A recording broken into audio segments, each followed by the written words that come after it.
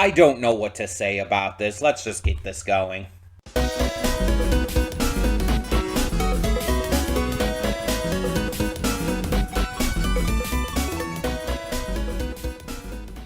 Hey everyone, welcome to Princess Gay. I'm your host Connie, and today we are here with my blind reaction to The Best Little Whorehouse in Texas. What the fuck? Like, I don't know what to say. I have no idea what this is. I don't know who's in it. I don't know when this came out. I know nothing. But that title is so ridiculous that this has to be at least partially a comedy, right? And I'm almost kind of feeling it like almost has to be a satire. The Best Little Whorehouse in Texas is so dumb. But it's kind of so dumb it's funny. It's gotta be comedic. I like I said, I have no idea what this is. I haven't heard about this prior to it being requested. So I don't know what to expect at all with this. But continuing on with our month of love theme, this the today's theme for this movie, from what I've been told by the donator Venom, thank you Venom for donating, is that this is representative of philia. Philia, for those who don't know, is the Greek word for affectionate love. It is in relation to friendship, strong bonds between friends that isn't physical, isn't related to like romantic love in any way, but is more about love between people who just really connect on a personal level in that way. It's very affectionate, it's very powerful, and it keeps people bonded together. And so, with this being, I guess, about a whorehouse, how does that connect? Because you would think with a title like that this would be Eros, sexual love, which we, as you know, did for Nosferatu. But no, this is apparently philia? So that kind of makes me think that if this is I mean, it obviously is about a whorehouse, maybe one of the sex workers who works there forms a strong bond with, I don't know, another sex worker, maybe a client, something like that, and it starts to go kind of beyond the idea of Eros and instead turns to philia. It goes from that kind of sexual love idea and ends up becoming something more like bonding and affectionate. That could be really interesting, actually, if that is where it ends up going. Because I've seen or heard of stories like this before, where it's like, oh, people who have started out like having a relationship built purely on sexual gratification have ended up becoming like best friends, have ended up becoming like super close once they got to know each other. Um, I've heard stories about like people who like had a one night stand with someone, but ended up like bonding with them to the point where they like became genuinely romantically entangled, to where it like wasn't about the sex anymore and they just like cared greatly for each other. I mean, obviously this isn't romantic love, but you get the gist. I've probably seen this in like other media too. I feel like I have. I just can't think of any specific examples off the top of my head.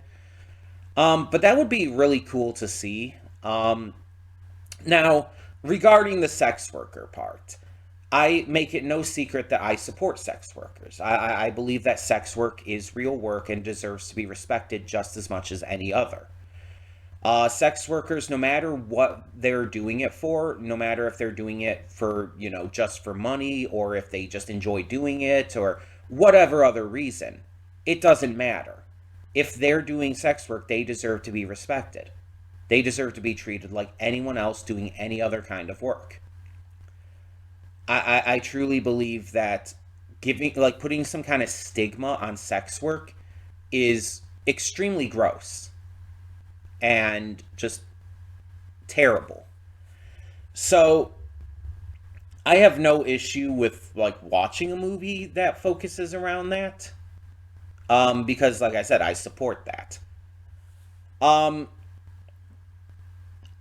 I I don't know if this movie is, like, going to have nudity in it. You would think it would, considering.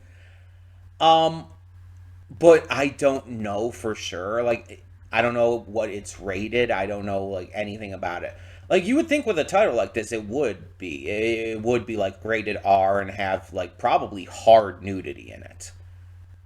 But I can't say for sure, because I don't know anything about this.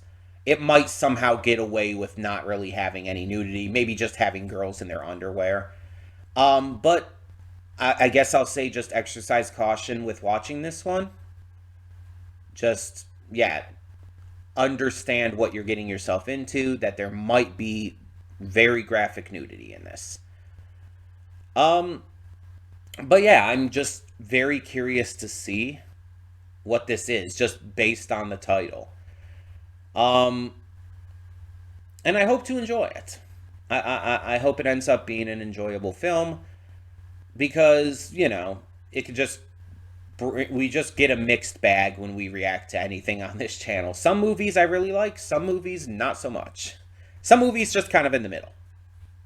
But we'll see about this. Let's get into it and hope for the best. Hold up just a second there. Before you click that link in the description below to go to today's reaction, I want to take the moment to remind you of all the awesome content we have on the channel. Between Monday and Friday, we have a plethora of awesome series reactions, with 2 every day except Thursday. We also have movie reactions every Saturday and Sunday. I do pre-record them during the week, but upload them on the weekend. And don't forget about all the awesome gaming content over on the Princessa Gaming channel. Every day of the week we have some awesome Let's Plays, we have streams, we have all kinds of great content. And please, don't forget to subscribe to the channel and to like this video if you want to see more awesome content such as this. Thank you so much for tuning in. Let's get to today's video. And we are back, and we'll begin with spoilers in 3, 2, 1, now. So I was looking up some stuff. I saw that this film received mixed reviews, which is not a surprise at all, considering its subject matter. I absolutely see why it would.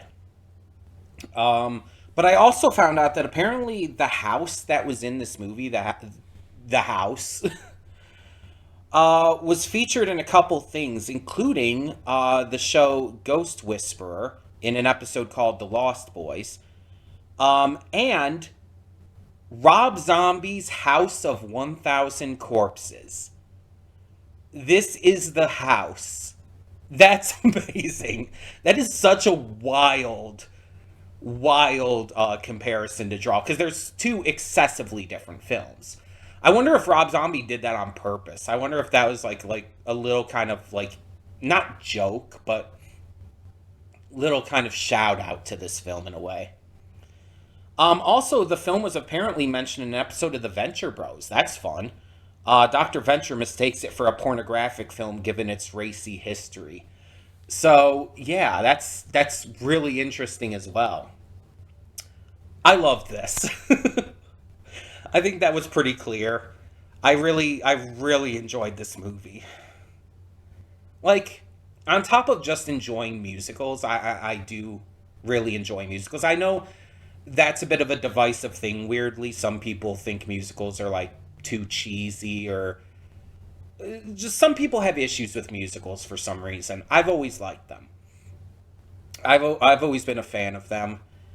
And on top of that, you have Dolly Parton. You have a great performance with Burt Reynolds. You have just really fun choreography. A very surprisingly relevant message and theme to today with sex work and whatnot. This movie came out like before I was born. And it is wild that the themes and messages in this and the feminist support of sex work with this film is still relevant in 2025. That's just insane to think about. Like, this movie came out, let me see the exact year. 1982. That's over 40 years ago that this movie came out. Over 40 years ago. The fact that its messages and themes are still relevant in 2025 is insane for a lot of reasons. But it really shows how this world, and especially this country, has kind of like really stigmatized sex work and women like being able to express their autonomy in that way. And not just women, men and NBs as well. It's really wild how people are still trying to police people's bodies like this. And people like the character of Thorpe in this, like I compared him obviously to Gideon from Gravity Falls, but there's people like this who exist. And most of the time they're not this cartoony. Obviously this is played up for the film being a musical comedy, but people like this absolutely exist who sensationalize and villainize anything in order to in order to get people to like buy into whatever bullshit they're selling. And that's made very clear in this movie. Like the stuff that he tries to villainize, like, oh, this candy bar promised a certain amount of nuts in it and it didn't have the right amount of nuts, so I made a big hissy fit about it and made sure they got the right amount of nuts. And it's like, oh my god, that is so needless. It is such a non-issue. And the issue that this movie focuses on is obviously a bigger deal than something like that. But that's in there. The candy bar thing is in there for a reason. It's to show how these people will use anything to try and, bring people down. It gives them a sense of control, a sense of power, and especially when they use their charm and wit and whatnot to get people behind them, it gives them a sense of importance. And it's fucked up. And the thing is, he never even gets punished for like literally criminal trespassing, breaking and entering, sexual assault. Him ripping the covers away from those women is absolutely fucking sexual assault. It's like this guy is a criminal on many levels, but he got away with it. Yeah, he got decked right in the face, but he still got away with it. He won. He shut down. He got the house shut down. In the end, there wasn't any saving it. The girls all went on their way. They went on to find new lives. And while the sheriff and Miss Mona did get together, they did marry, he did become a legislator, it's still the case of the main goal of the film, trying to save the house and everything, failed. And there's a part of me that appreciates that because it's very real.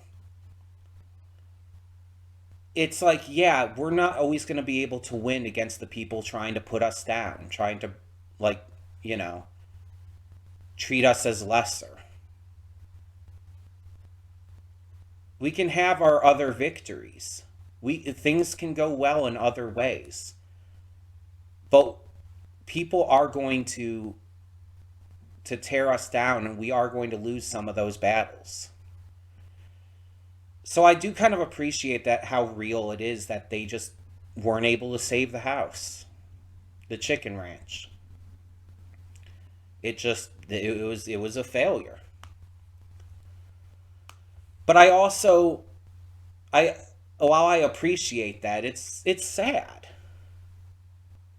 because you wanted it to succeed. You wanted them to find a way to keep it going. But again, it makes sense. It sucks, but it does. And that's what that song that the girls and Dolly and they were all singing right near the end was about. We'll be okay. We'll move on. We'll find other things to do. We might be sad now. We might be sad tomorrow. But we're going to move past it. We're going to make lives for ourselves. This movie is extremely feminist. This movie it like really makes it clear that women deserve autonomy over their bodies and over their lives. And it's saying in the end, when people try to bring women down, we need to stand back up and take control. Even if it's not in the way that we want, even if we have to sacrifice some things along the way because they're taken from us, we still need to be able to move forward and continue to show our strength and our worth and our importance. And even despite that song, Miss Mona was so like down on herself. She didn't want to accept his proposal because she was worried how it would look for him. And his response to that was basically like, I don't give a shit. I want you. I love you. You are everything to me.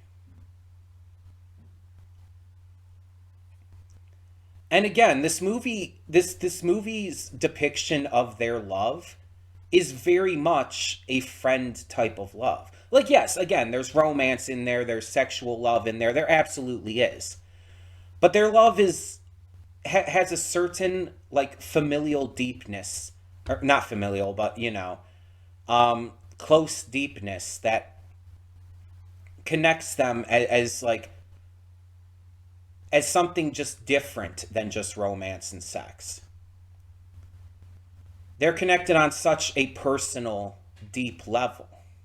So I definitely agree with Venom that this does represent that kind of love. They're not just romantically and sexually interested in each other, they're best friends. And they've been best friends.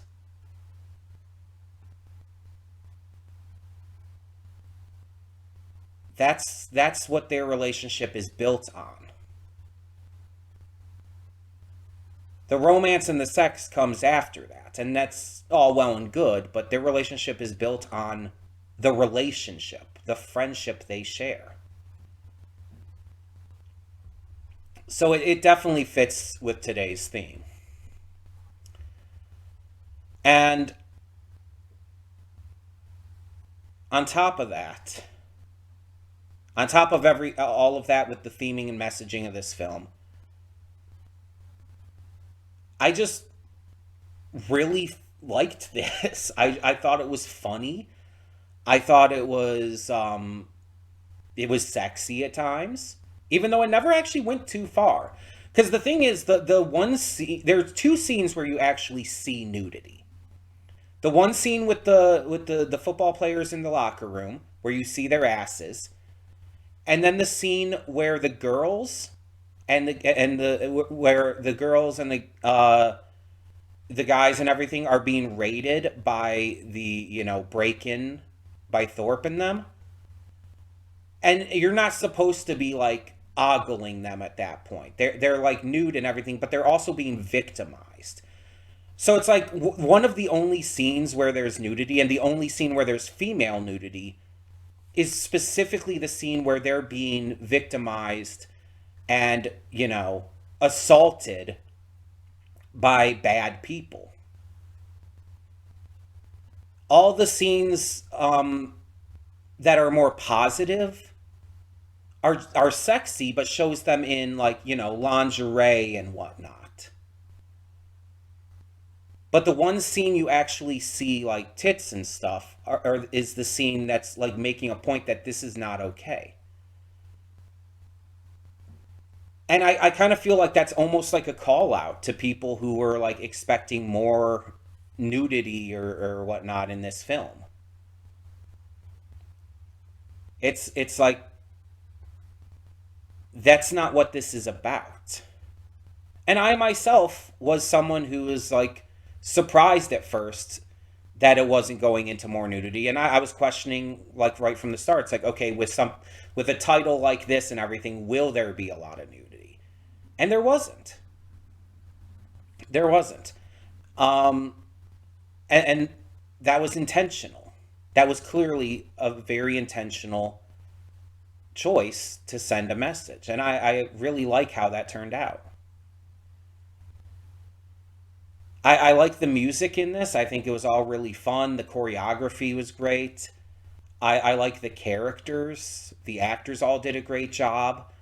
Um, I really think that this was a really good movie.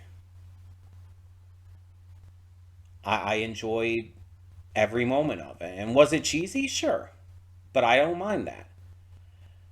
Um, and I haven't seen the play, so I can't compare it to that. Apparently there's a book version as well. I haven't read that, so I can't compare it to that. I can only compare it to this. Well, I can't compare it to anything basically, um, because this is all I know for it. But I really loved it. I thought it was fantastic. I thought the messaging and themes were great, and I thought it was just a really fun time. Also, yeah, it's like I know that the song "I Will Always Love You" is Dolly's song. Whitney Houston was a cover, and there's a lot of people who don't know that, especially nowadays.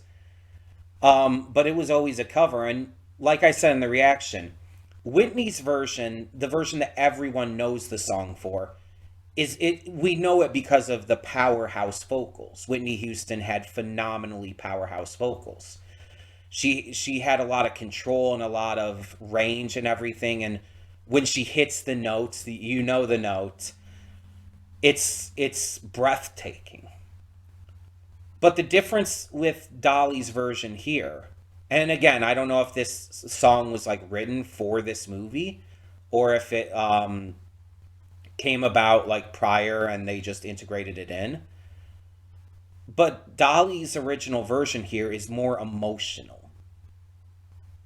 It's not about the powerhouse vocals, because let's be honest, Dolly hasn't had powerhouse vocals in her career. That's not been her thing. Her vocals aren't about power, they're about passion. They're about emotion. They're about like this kind of down home country realism.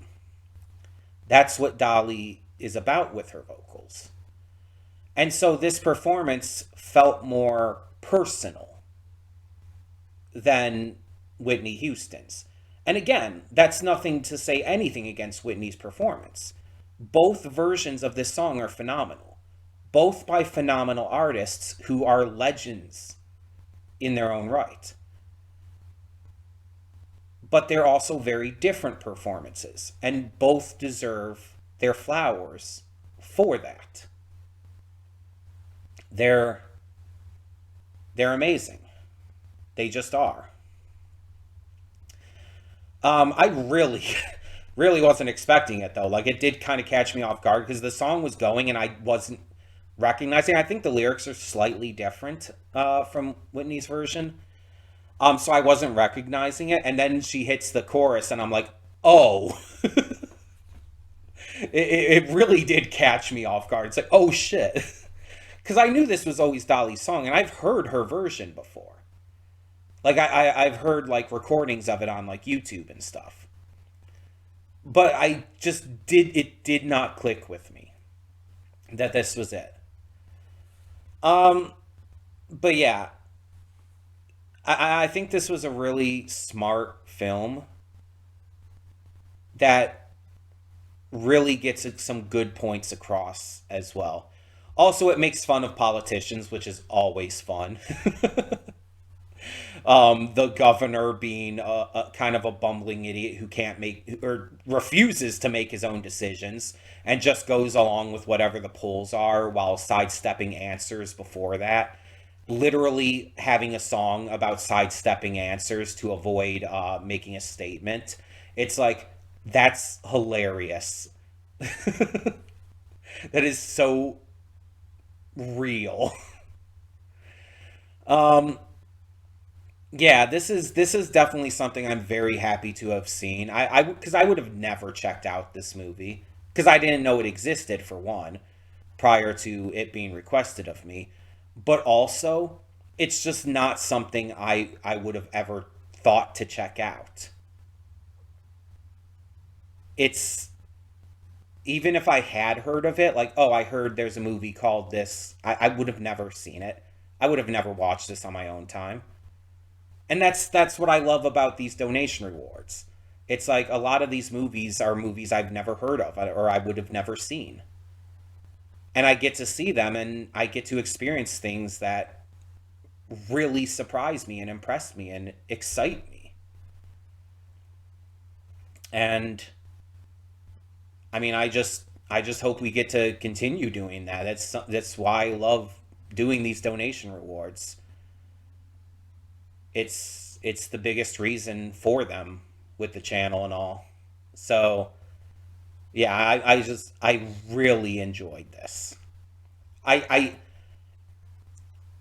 if you're gonna ask like what my favorite song is, it's like it's obviously "I Will Always Love You."